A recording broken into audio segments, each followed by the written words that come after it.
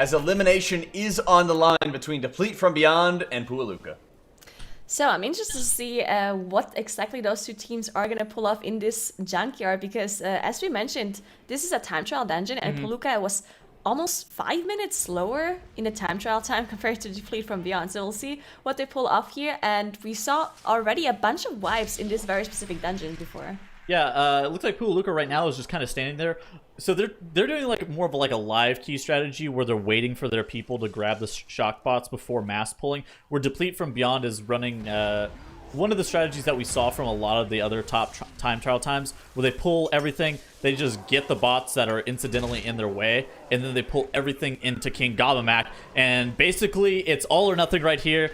Deplete from Beyond dropping Darkness, making sure that they pop all of their defensives. Those Grunters do not have a threat table, thus they will just fixate onto random targets. That can be incredibly dangerous. They also have to make sure that all the explosives are dying as well. It looks like they're going to be able to get through this pull, but that was very scary. Yeah, this is a super scary pull, and you can see it when you look at the buffs and the defensives and the offensive buffs that you can see underneath the group. All of them are on cooldown at the same time. They popped everything that there is to pop. Like, they literally used all defensives, all offensive to be able to pull this off. So, well done by the Fleet from Beyond to get this done. As Puolukka, they did get the 18% trash, so they get a lot of trash done with their pull. They just did it without the boss. Yeah, I actually like how Click, the Demon Hunter from Team Deplete from Beyond, is actually running Fell Barrage. So Junkyard is... Ooh, actually go down. He goes down. Igloo's starting to get... Igloo went down as well. King Gobamax at 21%. They may be able to do this without a healer. Yeah, so they're actually getting Eagle up. Clicks did not accept the rest. Yeah. So they can finish this off with the healer here. One less DPS not going to be as important here because the boss is already so low. But yeah, close for them. They didn't really have any trash left at this point. I think they just died to the rumble damage, to the AoE damage, on top of also having some of the charge debuff still.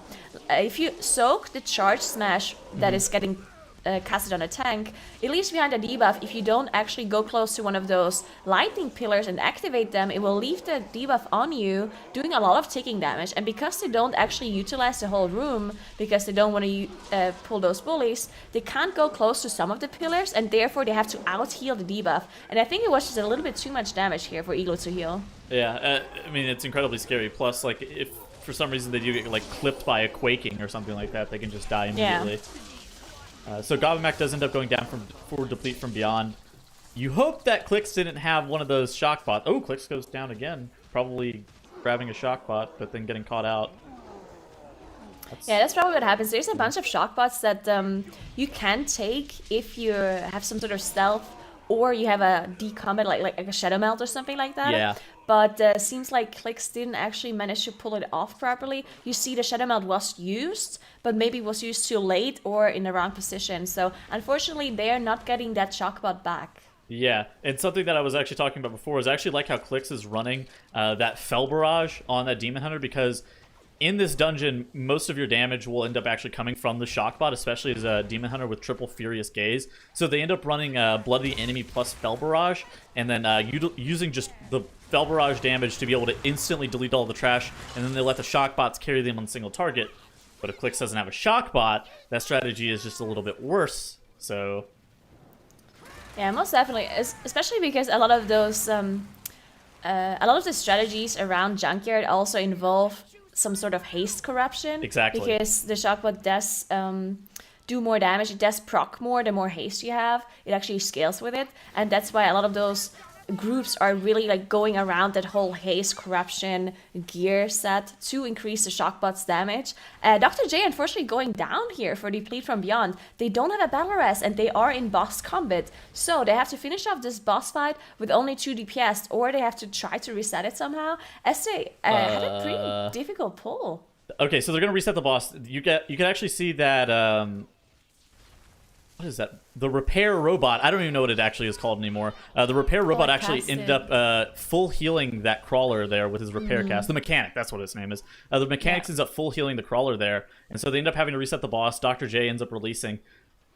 Deplete from Beyond is not in a good spot here, even though they look like they're close to neck and neck with Puolukka. Puolukka is just pulling, like their Gobamac was just like so much slower, but they were just chugging away and catching up, if not passing, Deplete from Beyond with that mishap right there. Yeah, and as we talked about before, in Junkyard, if you have any sort of deaths, especially on your damage dealers, you'd lose so much time, not only because of the damage you lose and because of the time, but because you lose the shock bots. Igloo going down again, unfortunately, they don't have a battle rest, so they can probably finish off this crawler because they should kill it before the next AoE cast, but still, they're losing a lot of time because they're losing so many bots. And they can pick up another bot, right? But at some point you run out of them, and at some point you maybe have to even like use a different route to get to bots that you usually wouldn't need. Yeah, bots are definitely a finite resource in regards to how this dungeon ends up working out. Puolukka, though, does end up downing Trixie and Nano, and they're making their way towards the Gunker area. The Gunker area is taken pretty large in regards to like normal route standards. The meta strategy for this is you actually end up pulling both of those big slimes that will activate the boss. You use like all of your offensive cooldowns to be able to burn them as quickly as possible. Your monk healer ends up using revival to be able to take off that consume debuff, both of them at the exact same time. And then basically you have to kill both of those toxic monstrosities before the second consume cast goes off. So we're here, we're watching it. Gatya goes down, Kanex goes down. It looks like it's going to be a full team wipe from Puolukka. Yeah, this is a disaster, and this is a very dangerous pull. We've seen teams before wipe to this very exact same thing. Now, the problem was, I think Gatya just died too early, so he didn't actually get the revival off, and everyone else is just gonna die then, because if you don't have the revival to get rid of this disease, there's no way you can survive. So, huge problem for them, as they have a full team wipe, meaning they're gonna lose all of their bots. Yeah, they lost all their shock bots. I don't think they killed anything, so everything just reset. They literally lost all of their offensive cooldowns. It looks like most of their defensive cooldowns are also on CD. This is a tragedy. So now they have to just like take this whole entire room and this whole entire area slower. Oh. Yeah, so theoretically they're still ahead because they have the two bosses already down and they're in 41% trash. But this is so bad for your moral, right? Maybe since they can watch the stream, right? But it is delayed, so they're not really sure if they're really far ahead or behind. So this is so much pressure for them when both of them have so many problems here, especially because, as I mentioned, in Junkyard, any sort of death or full team wipe is just double the problem because of the boss. Do you see Kanex's pet? Is it bugged out, or is it actually on that ledge just not doing damage? I can't tell. Like, do you see it up there in the top right? Oh, yeah, I do see it. Is that doing damage? I hope that's doing damage. That's just going down. Okay, Puolukka's wiping again because just overzealous pull without a bunch of offensive CDs or shock bots, whereas Deplete from Beyond is now back in the driver's seat. Yeah. I think they were trying to do the pull again because Gatya still had the revival ready. So they were saying, so let's just do this again. I still have revival. I didn't get to use it last time, but we're missing the offensive damage cooldowns. So even though the revival was there, they just didn't have enough damage to finish off this pull in time. So they have a full team wipe again. Also, they were missing the bots, right? Yeah. Not only offensive cooldowns, but also the bot damage. So they probably should have just went slower, but it's always nice to say in hindsight, right? So now let's see what they do as Deplete from Beyond. Okay. Can you go? Yeah, he just revivaled off all of the stacks. It looked like Kurisu was about to go down, but they got the last second clutch revival there. That was very scary. Yeah, these trolls are so scary in this area because there's just so many things going on at the same time. You have all those casts that need to be interrupted. You need to make sure that you revival the consume properly because there's no way you can just go out, right? If you do a pull like this, you need to stand in the consume and just revival it off. Or immune it somehow. Yeah. There's no way you can just walk out if you're running a full melee comp. Then you can't interrupt the cast anymore from the other mobs. You can't damage anymore because you're out of range. So these pulls are super difficult and they just reliant for the damage dealers to actually stay inside. Yeah, exactly. I mean, they're really full committing just to everything to make sure that they are able to deal with it. Junkyard is one of the most interesting dungeons that we've seen in a while. Either you have 5 people with shock bots and you 3-chested on live, or you have 0 people with shock bots and it is a 60-minute no leaver. There is no in between. I feel like it really seems this way, and all the teams we've seen play this dungeon so far had huge mistakes, and it was really just like a +19 no lever key for them, really. So it seems very difficult, especially because I mean, this is a dungeon that none of those teams have played as much as all the other ones, right? Yeah. It is a pretty new dungeon, so I think a lot of it is just like not having the experience in all of those different kinds of situations. Even though you do know exactly what every mob does, there's just so many different kinds of scenarios and variations of what can happen with those trash pulls that those teams maybe are just not 100% used to it yet. But we see Deplete from Beyond now engaging Gunker with a bunch of trash, so hopefully they can pull this off. Sure. Rentari needs to make sure that he stays in melee, otherwise the Gunker will actually end up casting like a slime bolt on top of him, and that can actually end up killing him. This is a pretty spooky pull from Deplete from Beyond. Okay, so... Okay, yeah, everything's going to be dying here just to the Double Death Knight. It just ends up getting blown up immediately. Once one thing dies for the DK, everything dies for the DK. It's, that's pretty good for them. They also do have Disease Dispel, and if you have a Disease Dispel, then you can actually freedom those bots out of that goop. So that's also something nice that they have. Whereas on Team Puolukka, they're still dealing with their toxic monstrosities. Click is getting really low.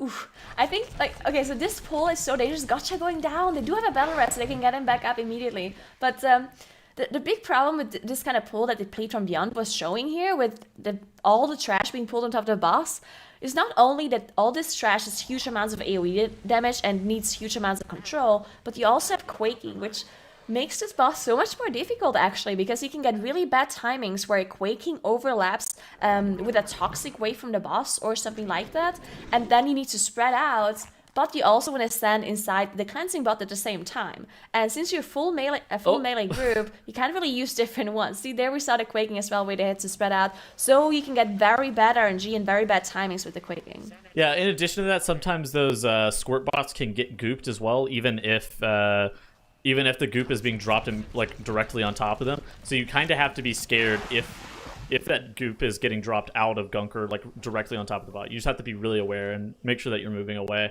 Because sometimes you'll think you're going to be safe, and then you just get gooped, and then it's all downhill. I mean, I wouldn't know from personal experience, but I've seen others it happen too.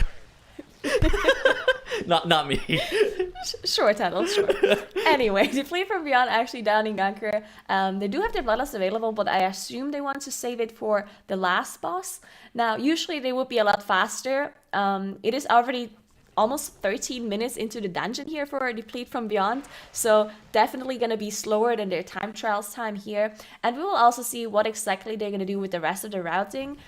Which kind of awakened mobs they want to do by themselves before they go to the last boss, because as we mentioned before, the last boss there's just not a lot of room for you to kite, for example, the pulls from the blob, and there's just other problems they have on the last boss as well if you go with a lot of awakened mobs. All right, so I spot 2 cavalries which do the rapid fire. There was a couple cats that they pulled in that pack as well. Okay, and the pack is gone. Okay. Oh, never mind. It's not scary if you just kill it before it kills you. Yeah. That is an incredibly courageous pull by Team Deplete from Beyond, and they just murdered it instantly. I was kind of surprised with how quickly that died. I like this. You like Junkyard? Junkyard? Those cats are very... No. I like their strategy though. But yeah, those cats are really dangerous because they jump on range targets as far as I'm aware, and they do a lot of damage. So I wouldn't really know because I've never actually pulled those cats, but that's why you don't pull them, because they're just so dangerous unless you just nuke them down as fast as Deplete from Beyond did. Yeah, if you're following the Dratnos expert route, you avoid Cat Island as much as possible. He draws a big X on the minimap and he's like, do not enter this zone. Okay, so it looks like they're pulling this trash pack away from the pillars. Goodness. Seems like they're not gonna play this awakened mob. And yeah, this is a pretty huge pull, as they also pulled one of those like the Mechagon cavalry, which does the frontal rapid fire cast, so you would definitely want to make sure you dodge that, because it does a huge amount of damage in a fortified setting. Yeah, Rentari on the side of Deplete from Beyond, with all of those troopers, he ended up getting a bunch of stacks of that physical damage bleed on him. But before they could reapply that nano slice, which is that bleed, they were actually just able to kill the pack. Junkyard, definitely one of the more interesting dungeons that we've seen in a while. I like the fact that it's like super open concept. It's really nice to watch, and just the innovation that can come through on this dungeon is super cool. So they're actually playing the Awakened Pillar after all. I thought they wouldn't play it because they pulled all of the trash away from it, but it seems like there was a different reason why they did that. So now they going back doing the pillar anyway. On the side of Puolukka, we had Kanix die, unfortunately, on one of their trash pulls. They are rising him back up, though. Not really sure if he had a shock bot or any other bots that he lost now, so he would have to pick them back up. But at this point, they have 14 deaths, so I'm not really sure if they have any bots left at all. So we'll see what they do, as they do the same big pull that we saw on Deplete from Beyond side as well. That pull is pretty scary. We're Deplete from Beyond here. They're taking Samrek, which is the fear guy, into the room of HK8. Or, I guess that's not HK8. This is just the Tank Buster, whatever the mob is called. Tank Buster Mark 1. There we go. And so now they just have, what is it, 3 obelisks to be able to deal with. 3, okay. Yeah. Oh, Click going down on the side of Puolukka on this very big trash pull that they're doing. Not really sure if they can finish off the pull. A lot of mobs are already dead, so maybe they can do it. They don't have a battle rest available though. But yeah, at this point, Deplete from Beyond pretty far ahead, as they are using the Lelas to finish off these awakened mobs. Now this is very dangerous because of the limitation in the room they have, as you can see here. And there's so much damage going on this boss as well, because you can see this random debuff going out on a target that's already a lot of ticking damage. And then on top of that, you need to interrupt all the casts from the Void Weaver as well, and moving away from the pulls from the droplet and the other area effects that you have on this boss. So very dangerous pull, but they did manage to pull it off. Yeah, triple range kick here is actually pretty clutch from the double Death Knight, Mind Freeze, and then the Demon Hunter Disrupt casts. So triple range kick there is nice. So you see Deplete from Beyond, you can actually jump over these little pillars and just walk through the gauntlet pretty quickly if you are insane, or you just take it super slow, like Igloo and Dr. J are doing. Poor DKs, they don't really have as much movement speed, I guess, as the other currently saw. Yeah. You saw Rentari just leaping up, and you saw the Demon Hunter, of course, with the double jump and the wings, having a lot of an easier time getting there. But at the very end, you will see the damage dealers all running into those bots, because if you run into the bots, you get teleported back, and then the healer/tank will finish off the last couple of seconds of the drain. Now they will use all the cooldowns they have left to one-phase this boss, because if you don't manage to kill the boss in time here, you lose a lot of time. But it is a Fortified and not actually Tyrannical, so it really shouldn't be a problem for this group. Yeah, I believe that they should absolutely be able to one-phase this. If they didn't, it would just be a tragedy. Of course, they're missing their bots, but even still, it's just like a 19 on Fortified. Yeah, so it does go down for Deplete from Beyond there. Right, and they do take the victory there. Deplete from Beyond going up 1 against Puolukka, and overall very good run. That, Puolukka had their share of mistakes without a doubt. Here's ironic, but the other side of it, the time trials, there was also just a significant disparity. I mean, I feel like that was more a game of throws. There was really not anything clean happening from both teams. The double death on the first boss, which ended up being something that they ended up having to res the healer instead of the DPS, which made them slow down at the end. And then the reset on Trixie and Nano is not something you ever want to have. Not really clean from both teams, but at the end, the team that made least mistakes won, which is pretty typical. I'd really like to see a Junkyard where we just get a clean run, because it's super snowbally. If you start dying, you have to go find bots elsewhere in the dungeon, and sometimes you just run out of bots. Yeah. Just eats up more time, have people running all over the place. You're not having pulls with the full amount of people, which slows things down. Your CD timing gets desynced. There's all kinds of issues that happen with it. So you're right. I'd love to start seeing some of the cleanest ones, but it does push us into game number 2, which would be on MOTHERLOAD, which also, we really need a lot of clean execution here, Dettles. MOTHERLOAD, of course, whenever you have to deal with all of those Peacekeepers and stuff, you really want to be kiting that dungeon a significant amount. However, it is on Necrotic, so you're going to... The threat that's going to be required to be able to maintain on the Peacekeepers can be pretty dangerous. If you run something with like double tricks, like say like a rogue plus a hunter composition, then they may have a little bit more ability to get threat. Hunter's misdirection whenever they are Beast Mastery is not exactly the sickest, but it's still better than double Death Knight just burning through all of the DPS and then just ripping threat off the tank and dying immediately. So the teams need to be very careful with what they're doing here come MOTHERLOAD. That's right, and there's always just a lot of other issues that can start cropping up in this dungeon. But before we dive into it, let's start looking at some of those replays from our last game. Yeah, I mean, it's really not too much of an issue when you think about the grand scheme of things, but in order for both either of these teams to move on and make a good showing in the rest of the lower bracket, they're really going to have to clean up on these smaller mistakes that we see from them. Having 2 players go down on the same boss and being unable to res a DPS because you need your healer alive, you know, you just got to be careful where you're standing. It's a little bit of a, you know, brain fart from them there. And then it also happened on Trixie and Nano, which is kind of surprising for a team like Deplete from Beyond, where they have so much experience coming from last season. Of course, they were able to pull it together and have a clean dungeon for the rest of the dungeon, and that's kind of what we want to see for the entire dungeon, not just the second half. But that is kind of a mental challenge for these teams, where even if you have a bad first half, being able to pull it together and play well in the second half and not get tilted, it's pretty important for these teams to do. Yeah, without a doubt. And now Puolukka and Nagura is just going to have to shake that off before MOTHERLOAD. Yeah, they definitely have to, because we've already seen a MOTHERLOAD from Deplete from Beyond. They did lose their last MOTHERLOAD, but they had a 0 death run, so their strategy was just slightly slower. But against Puolukka, if they actually have some mistakes, as we've seen in the Junkyard, it's gonna be probably Deplete from Beyond if they have a clean run to finish off, and then Puolukka is gonna be out, because this is a lower bracket run, so the loser is just gonna be out of the tournament, unfortunately. That's right. Everything really is on the line for these guys, as MOTHERLOAD is going to be, you know, deciding whether or not Puolukka is going to move on into a game 3, or whether or not they will get eliminated by Deplete from Beyond. And depending on if we go to a game 3, I think that would lead us as well, Tuttles, into Underrotted. Yeah, it would. But those affixes on MOTHERLOAD are just hilarious. It's like, all right, my tank really wants to kite because it's necrotic, yet my tank can't get through it because it's skittish. So the MOTHERLOAD is definitely going to be finesse, and then the Underrot to round it out is just like a...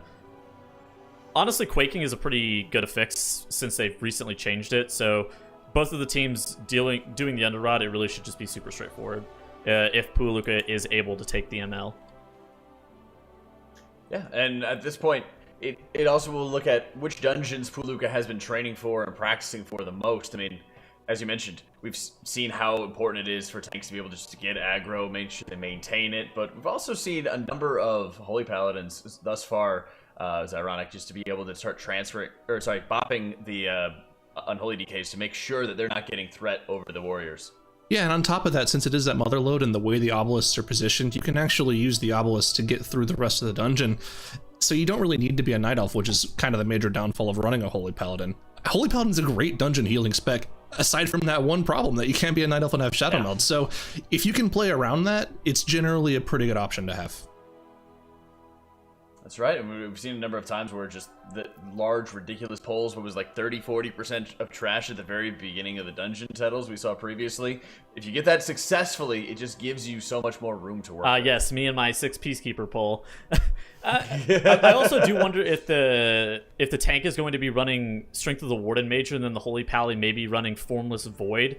To be able to like use bubble, then like Strength of the Warden Major to effectively use a bubble taunt on all of the mobs, so that they can just get the tank a necrotic reset. That may be a little bit scary, especially since the Pally could die, especially since the tank wants to kite the whole entire time. We're going to see how the strategies end up shaping up for these teams, though.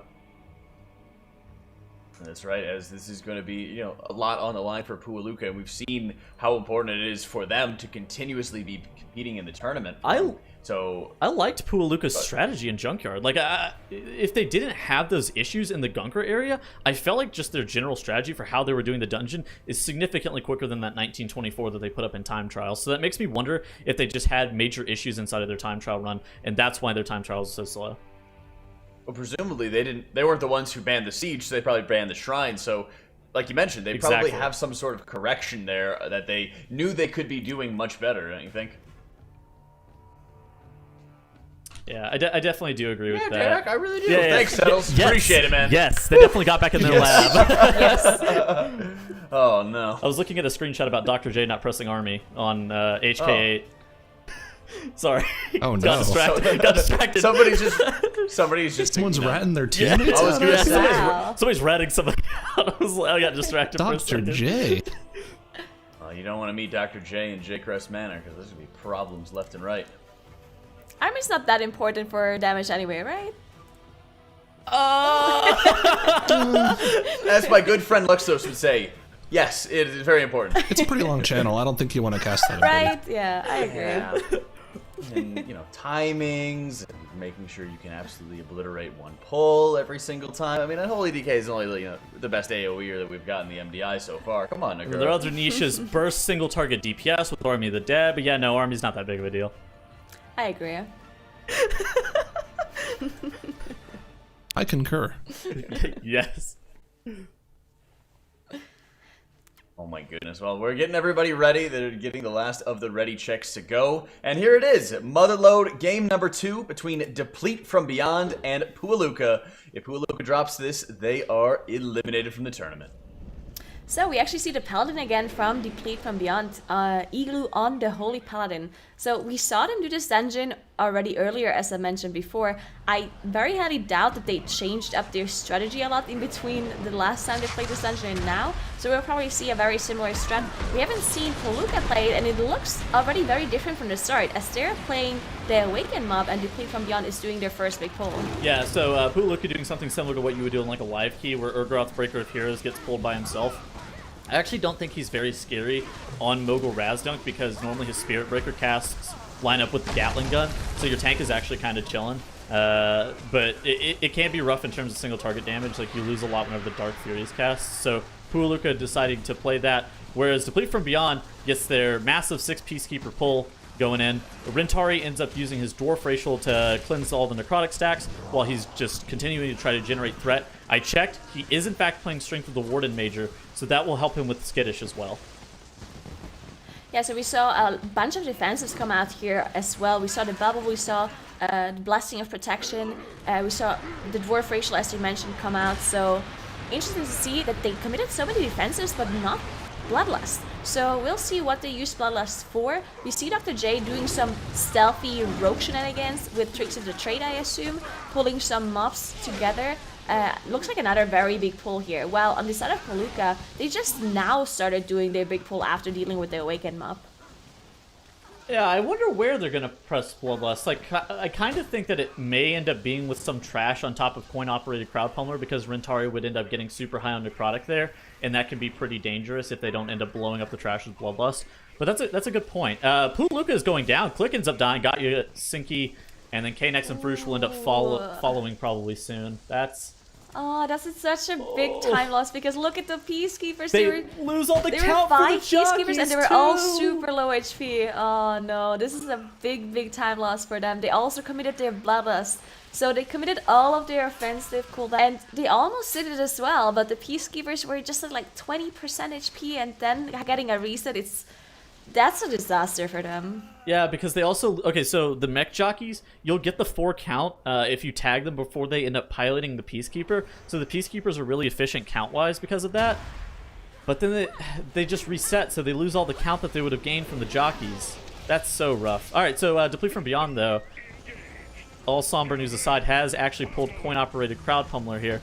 Still holding Bloodlust. Not a used it. Okay, there it goes. Yeah. All right, right on time. So Rentari here, making sure he's saving. I guess he's Dark Iron Dwarf. He's not exactly just Dwarf, but saving that Dark Iron Dwarf racial here. Probably going to look to cleanse the Necrotic stacks in a few moments to make sure he doesn't get entirely too high. Where on the side of Puolukka, they've re-geared back up, and they are doing all of their Peacekeepers again, but this time for diminished count. Yeah, so they Deplete from Beyond, they did pull a little bit of trash on top of this, and that's, I assume, why they saved their Bloodlust, to get this increased single target damage on the Crowd Pummeler, who also has like a damage amplifier if you hit those foot bombs, as you can see them being thrown out now. So usually you have the healer deal with them. Oh, he actually missed one of the bombs, so he has to go pick it up again. Can he get the... Oh, so the damage dealers are now helping him out. Poor Igloo has to heal the static pulls and do all the foot bombs. Come on, guys, help him out a little bit right there. We've already learned from the Race to World First that that Europeans are not the best soccer players, Nagura. Hey. Wow. All right. It's called football, please. Soccer. So the Deplete from Beyond here is going to be downing Coin-Operated Crowd Pummeler once these foot bombs all get kicked into the boss. He should be dying in a few seconds. I'm interested to see their next pull. So last season, there was like this Void Emissary that was in the front left pack. So we saw pretty small pulls on all of this trash here. But since that Void Emissary no longer exists, I expect to see like a 4 or 5 pack pull here, which can be very dangerous, especially on your tank. Yeah, so they're gearing up to just pull. They've already done it the last time around. They did pull it off the last time without having any sort of deaths, but they were slightly slower than the team they were playing against. So we'll see what they do this time around. You see Dr. J already proccing his cheat death immediately as they were gathering up the pull. And Rentari does have... he already used his racial here, so we'll see how fast he can finish this off. As the odds are so low. Ooh. Oh, this is so scary. Okay, they just need a couple more seconds. Karisu ended up finishing off the pull there. 1.5 million damage coming in and showing why that Death Knight is as powerful as it is. So dealing with that pull very cleanly. That was pretty scary for Rentari, but they were able to do that. They're skipping one of the obelisks that is placed on the map here. They're gathering up some of these Stone Furies and Shale Biters. The Shale Biters, of course, do that Shale Spit cast that if it goes through, it does a significant amount of damage to your tank. So you need to be aware of that. Whereas Puolukka here, still dealing with some crash in front of Coin-Operated Crowd Pummeler, is still just behind based on the events that occurred previously in the dungeon. Yeah, if you look at it, I mean, they had one wipe, right? So sometimes one wipe can not cost you as much time, but the wipe they had, it was so much time lost. And we see Sinky go down, unfortunately, again on one of the pulls that they're doing, and they're one boss behind, and they're 20% trash behind. It's just a huge time loss that they had on this wipe at the very start. Now, Deplete from Beyond, on the other hand, they still have 0 deaths, so still a very clean run by them. They are stealthing past this Taskmaster here. We saw they not pulling the Taskmaster, they immediately go to Azeroth, and hopefully they get the fixes on the Hunter, and there we go, 2 on the Hunter and 1 on the Paladin. Perfect. Easy game. Did you know that if you're actually in the Shadow Realm, that your healer can come out of the realm and tag the boss, and if he's the only person who's available to be targeted by the Earth Ragers, he can be targeted by all 4 of them. Of course, they skip that's very convenient. Yeah, they skip the pillar, but that is an option that they would have. It's really good, especially for like triple melee compositions. But if you do have that Hunter, it's really not the worst possible thing. So. And to be honest, who cares which one is fixated when you just have huge amounts of AoE DPS and they just instantly die, right? Just out DPS them. Just implore a friendly Death Knight from down the lane to drop his Death and Decay and spam Scourge Strike a couple times and things just die. I think I learned that from DK school. But you can see how fast the damage, the HP is also dropping from Azeroth. It is, of course, a tyrannical environment, so the bosses do have a lot of HP. And especially in MOTHERLOAD, I just feel like the bosses take so long in a tyrannical environment. So good on them having the proper cooldowns available every time they do engage those bosses. And they're in 73% trash, so there's still quite a lot left that they have to do after this. So yeah, but they end up pulling those count givers, the big Peacekeeper style mobs, the War Machines. They spawn these mines towards the very end of the dungeon. I assume that they're going to end up pulling that and get a significant amount of their count after Rixa Flux Flame. I seriously doubt that they're going to pull any of the masterminds. Oh, they did last time around. They did a pretty huge pull after this boss. They did pull some masterminds. Okay. And again, they just did the DK strategy where they just press the AoE buttons and just kill the mobs before they can do any dangerous abilities, which is something that we haven't seen the first couple of seasons of the MDI and BFA, right? Because people were really just avoiding any sort of trash in this area because masterminds are really scary and there's a lot of other mobs who are super scary. So most teams just thought this is not worth it to pull because of the risk reward just wasn't worth it. But now with all of the damage they have, just nuke it down. I think a lot of the times too, it's just that people don't really know what this trash does inside of this part of the instance, so they're really hesitant to look to even pull any of it, like one pack of it, much less like do a gigantic pull there, just because it's challenging for them to be able to tell like what even like 1 or 2 mobs do. Those weapons testers and those assistants do end up going down pretty quickly though. Yeah, so they did a good job killing everything here. You also saw the AoE Fear come out of Rentari here to interrupt one of those last few abilities. Thankfully they did kill it before they got feared into another pack. So now they do the Awaken mob, the droplet here, which can be really scary if you have a full melee comp. Thankfully, they have the Hunter to deal with some of the interrupts on the Mind Flay casts, but it just does so much damage. If you get fixated by a bunch of the Mind Flay casts at the same time, it's a lot of damage. Yeah, you can actually bait the Mind Flay casts on a specific player. It actually ends up targeting the nearest player to the Mind Flay tentacle whenever it begins the cast. So you can bait it onto like specific players. So say you wanted to use something like a Spell Reflect or whatnot, you could stack them up and cast them on it. Looks like Puolukka ended up going down again. I didn't exactly see what to. Looks like some Stone Furies got pulled though. Yeah, I think they were either doing a bigger trash pull and they wiped on it, or they mispulled. I didn't really pay attention to it either. But yeah, at this point, so far behind, unfortunately, on their stat. They are on 12 deaths now. They do have 85% trash, so they're ahead in trash to Deplete from Beyond. But one whole boss behind, and on a Tyrannical environment, there's just so much. Now, Deplete from Beyond is done with their Awakened mob now, and they're ready to engage Rixa. Yeah, Rixa here, probably not the biggest challenge to be able to deal with just with their composition. So they, of course, have a Dispel every single time from the Holy Paladin. On all of those casts that will go on the two nearest targets, like the Chemical Burns, I think is what it's called. And then in addition to that, they can Spell Reflect every other one with the Protection Warrior ability, which will make the Protection Warrior do a sizable amount of damage back to the boss. So this boss shouldn't take too long. It shouldn't be too dangerous, even though it does do magic damage melees that are not blockable by the Prot Warrior. Otherwise, it would be pretty scary, but the boss should die before it becomes dangerous for them. Yeah, and here we can also see the single target damage by the Paladin a little bit. They can do a lot of damage as Paladins, especially with their offensive cooldowns now. Wings, unfortunately, not ready for Igloo here, but still doing 50k single target DPS, helping out a lot for the Tyrannical environment, as I mentioned before, just having so much HP on those bosses. And as you said, Prot Warrior being able to deal with the debuff pretty well from Rixa, because you can Spell Reflect it as well. And if you don't have a Spell Reflect, you just make sure that you get the Dispel on the tank. Yeah, or they can also use things such as Cloak of Shadows. They can use Vanish to be able to cancel the cast. I think they can AMS it as well. So, AMS and yeah, Bubble, exactly. and yeah. AMS and Bubble, yeah. I don't know if they necessarily want to commit Bubble, but AMS is definitely one. Yeah, maybe not. Almost 5 minutes. I don't know, maybe. It's probably not a terrible use of Bubble. On live, it's definitely a good choice, though. Just kind of depends. They could also probably Dark Iron. They could also Dark Iron Dwarf Racial it off, too. I didn't even think about that. True. But he probably wants to save it for Necrotic stacks, but if need be, he could use it. Yeah, so Rixa are going really low at this point, and they really are not struggling at all. You can see everything looks very stable for Deplete from Beyond here, and they already had a very good performance last time around. They were very clean in this dungeon. They had 0 deaths last time around, this time again 0 deaths, so very good job by Deplete from Beyond.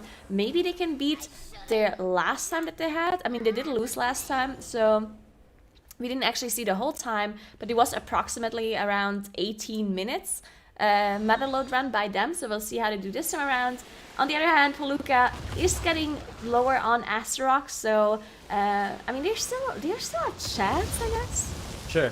You actually do see these two war machines actually being pulled simultaneously.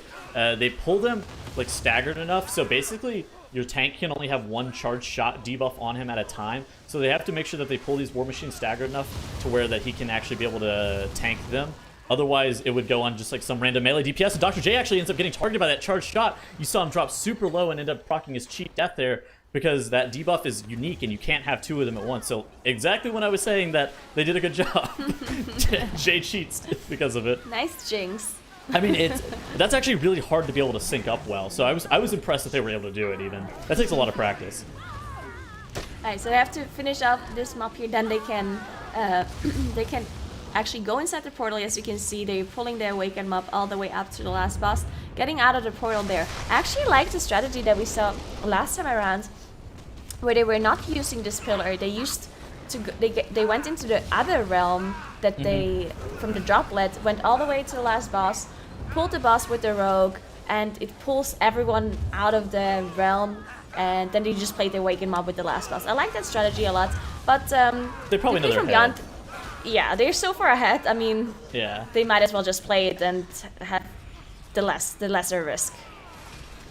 I ultimately agree. I think that Samrak Beckoner Chaos, like the Fear guy, is so dangerous on just Mogul Razdunk because of the Boomba bombs. and just the ground effect that it spawns from those Boombas whenever they do end up doing their cast, it can be super scary. Puolukka, though, is on Blood of the Corruptor.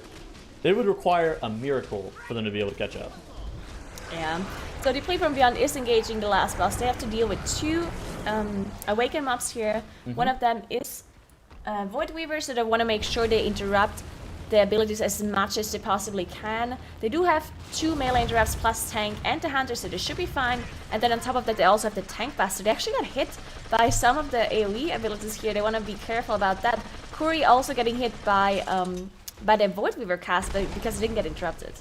Yeah, but you did actually see Clicks. He ended up using his pet taunt to be able to take the first cast from that tank buster. So really good job there. He ended up using the pet defensive as well to make sure that the pet was not going to die where he would have to resummon it. So that was a exquisite job by them to be able to deal with that. Now they just need to make sure that they get Void Weaver mouth ear kicks. She is on a 4 melee kick rotation, but it can probably be disrupted with stuff like Feign Death, with Shadow Meld and stuff like that, to where it can be put on a 3 melee kick rotation if you delay it just long enough. And the Paladin is also going to be very nice here for the tank buster, right? Because the Paladin can also taunt one of those Spirit Breakers, one of those tank abilities with Bubble. So interesting to see the Paladin strat coming in here by Deplete from Beyond. One cast, unfortunately, going through again on Igloo, one of those curses that he can't actually dispel. But now they finished up their Awaken mobs, so they only have the boss left to deal with. Yep, so basically it's just going to be DPSing the boss into the intermission phase. And then, like, if that's dealt with cleanly, this should be pretty good to go. Igloo does, in fact, have Bop available as well. So some of those ground smashes that is done by Razdunk during the intermission is physical damage. So Igloo should be in good shape, just defensive-wise during that intermission. There shouldn't be too much that they should be worried about. Whereas on the side of Puolukka, they are still dealing with Rix of Flux Flame, and like I was saying earlier, they would need almost like a miracle at this point for them to be able to catch up. Yeah, and it also seems like even if something does go wrong, I always feel like a Paladin has infinite amount of mana. They just never go So even if something goes wrong, Eagle should be fine at dealing with the incoming damage that this boss does on them. Especially this intermission phase is pretty heavy on damage because of those Sky Scorchers. And then you also have the this AoE that happens whenever the Mogul Razdunk goes down on a person. Yeah. So yeah, they are just dealing with that right here. Overall, this is like going to be pretty clean by Team Deplete from Beyond. We know we were talking about it. What did they have the last time? About an 18-minute? Yeah, approximately 18 minutes. Yeah, so approximately 18 minutes. They played one more Obelisk than they played last time. So, of course, it's going to be just a little bit longer. It's probably going to be in about the 18, 30 to 19-minute range. But they were definitely playing just what was an audible call, a little bit safer of a strategy, because they deemed that they didn't really need to take what was effectively the scarier strat. And yeah, I mean, pretty solid run by Deplete from Beyond. To be honest, they had the higher seed coming in. Yeah. Puolukka is the number 8 seed, right? So I was so impressed. Yeah, they did a good job. I think they had some hiccups, of course, here and there. Yeah. What is to be expected, especially when they're number 8 seeds. They're coming in with a different comp a little bit as well, because we do know Puolukka, we know the team, but they switched up their setup a little bit. I believe Kanix actually didn't compete before. It was the first time that he's competing as well. Kanix actually is a Moonkin player, so maybe if he would have played Moonkin, you think that's the problem? Easy game, dude. Just want to have a team with 2 Moonkin players and a Elishan player. All things will go well. Yeah. Deplete from Beyond last bits takes of percent game are 2 done. 2-0 though versus Puolukka. That's right, last bits of percent are done, and Deplete from Beyond finishing that 2-0 sweep for Deplete from Beyond to be able to advance and Puolukka to be eliminated. And it's ironic, while Puolukka did make their fair share of mistakes, they're a lot better of a team than they showed